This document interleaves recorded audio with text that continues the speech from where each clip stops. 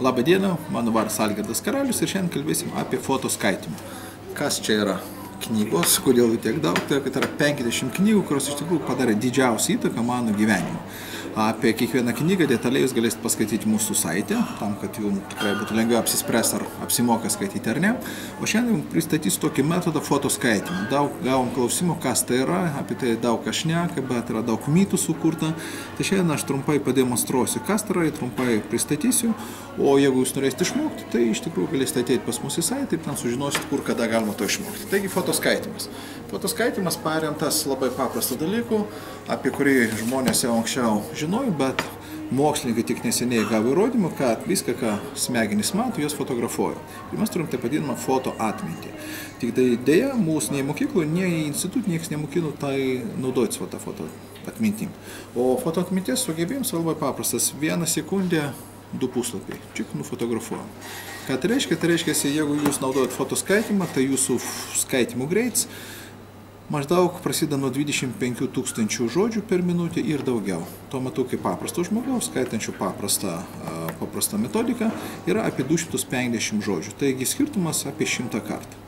Klausimas, ar įmanoma iš tikrųjų tai atsiminti. Tai pasižiūrėkime aplamai, kas tai yra ir kaip tai atrodo, ir tada galėsite patys priimti sprendimą, ar apsimoka tai, ar tai yra įmanoma. Fotoskaitimas susidaro iš 5 elementų. Pirmas tai yra nusistatymas tikslo. Mes turime aiškiai savo pasakyti, va čia, o ko aš noriu iš knygų. Dažniausiai mes darom neteisingai tokį savo nustatom tikslą.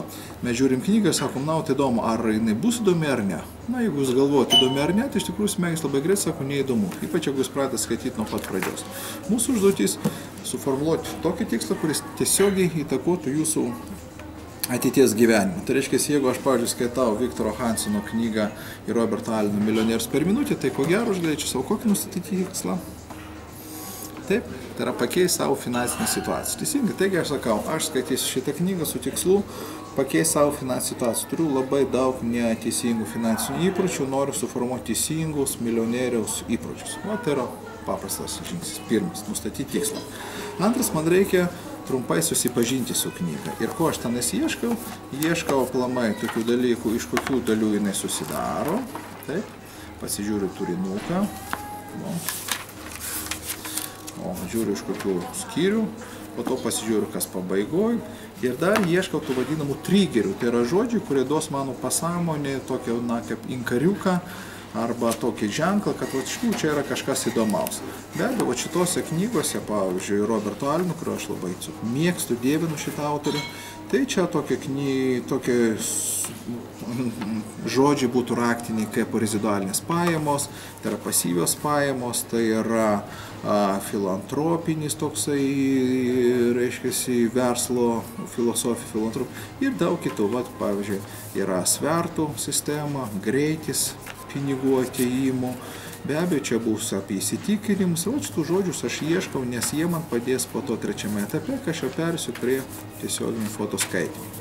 Taigi, ką aš darau, 3 minučių bėgį susipažįstu su knyga ir leidžiu savo pasąmonę apsispręsti, už kokių kabliukų jinai kabinsis. Aišku? Taigi, priminsiu, pirmas yra tikslas, aš nustatau tikslą, ko noriu. Antras, susipažįstu su knyga. Trečias, dabar fotoskaitimas. Čia jau viskas eina žymiai rimčiau. Esmė yra tame, kad jūs turite išmokti labai greitai puslapius vartyti. Ir tam yra specialios technikos naudomas. Viena iš technikos nes mums reikės labai greitai vartyti tos puslapius. Antras dalykas, mums reikia mokėti susifokusuoti, tai vadinasi fotofokusas, kad mūsų smegenys nustotų žiūrėti tiesiai į žodžius, o tokio išfokusuoto žvilgsnių į gilumą ir specialūs pratimai, kurie treniruoja šitą foto tokį fokusą. Bet jūs, jeigu kažkada tai bandėte su magiška akim, tai jūs žinote, ne, kad iš kur reikia pasitreniruoti, kad tikrai pamatyti įvairiuose neaiškiuose tokiuose bangose, tą tikrą vaizdą. Taip ir čia, jeigu jūs išmoksit žiūrėti tokiu būdu, jūs esate pasiruošę fotoskaitimui. Be abejo, reikia paruošti savo smegenis ir ką aš jau esu pasiruošęs, atsipalaidavęs be abejo, įkvepiu, iškvepiu, pasidarau ir pradedu skaityti. Pats fotoskaitimas vyksta štai tokiu maždaug greičiu.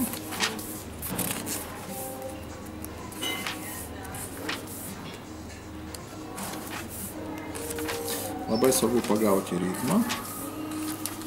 Ir laikui bėgant jūs įgausit tokį ritmą, kad maždaug 1 sekundę užtruksit, tam, kad perversti puslapį.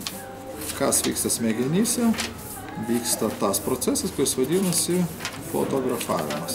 Jūsų užduotis jokių būdų neblaškyti dėmesio, nebandyti pradėti skaityti, o fotografuoti puslapius. Taigi 1 sekundžiai užtrunka kiek? Apie 1 sekundę. Laiku bėgant, po to tempas gali greitėti.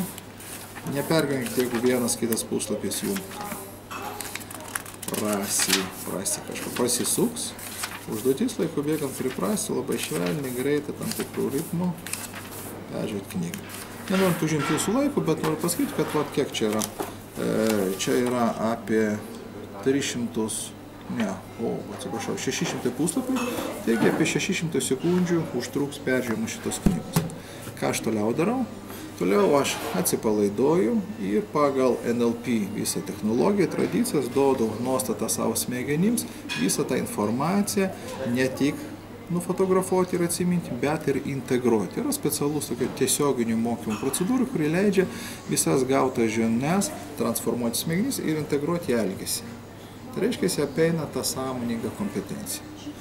Bet be abejo, neužtenka tik nufotografuoti knygą. Reikia ką? Reikia iš pasąmonės išmokti ištraukti tą informaciją. Ir čia yra visas menas. Yra skirtingi metodai, kurie leidžia aktyvuoti gautas žinias.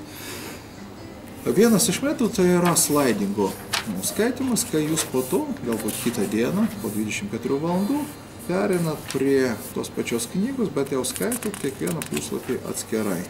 Ir jau atkreipdami dėmesį, leisdami pasąmoniai, pačiai pasimį, bet sąmoningai jau atkreipdami dėmesį į pačius įdomiausius dalykus. Ir va tokiu būdu eina aktyvavimas tos informacijos, kurios sugebėjote nufotografuoti.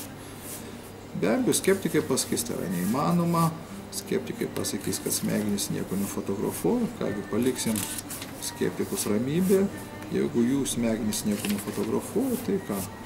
Mums tik belieka juos užjausti, teisingai. Antras būdas tai yra mind mappingas, trečias būdas yra pasižiūrėti knygose tas vietas, kurios iš tikrųjų jom užkliūna.